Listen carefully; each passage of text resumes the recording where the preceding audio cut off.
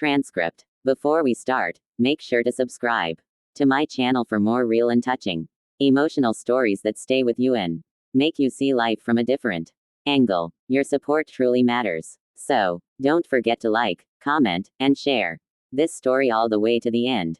Now, let me take you back to a morning that began like any other, but slowly turned into a moment that changed everything.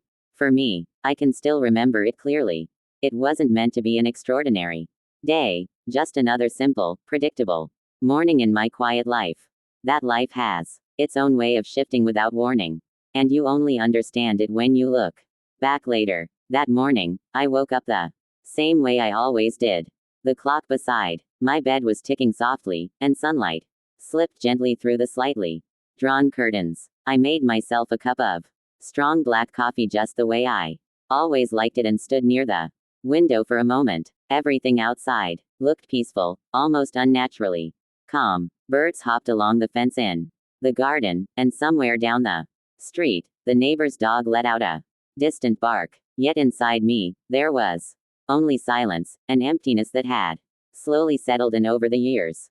I was 59, though I often pretended I didn't feel that number. I exercised, looked after my skin, and kept telling myself that time hadn't dimmed the parts of me that once felt bright. But mirrors don't lie, they show the truth, even when we wish they wouldn't. Every morning, I would catch my own reflection and quietly remind myself, you're still here, you're still strong. But beneath that strength lived a loneliness I rarely admitted.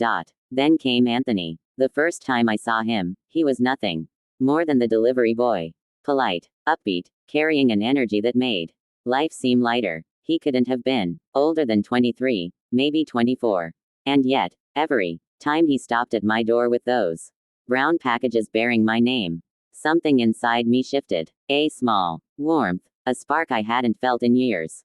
Maybe it was the easy way he smiled, or the youthful tone in his voice that filled the air effortlessly, a kind of innocence, a quiet reminder of days that felt easier. Whatever it truly was, I began ordering things I had no real use for, books I knew I wouldn't open, candles that would never be lit, little pieces of home decor that stayed untouched in their boxes just for the sound of the doorbell and the sight of him standing there. I kept insisting to myself that it was harmless, nothing more than curiosity. But deep inside, I knew it wasn't about the parcels. It was about feeling connected to someone again. That afternoon, the weather shifted suddenly. Heavy clouds swept across the sky, the air thick with the promise of rain. I stepped out to check the mail, and there he was, Anthony, riding through the neighborhood on his motorbike. He spotted me and lifted his hand in a cheerful wave, wearing that familiar, bright smile. But before I could wave back, his tires slipped on the slick pavement. My heart lurched as the bike slid out from under him. Anthony, I cried, my purse falling from my hands.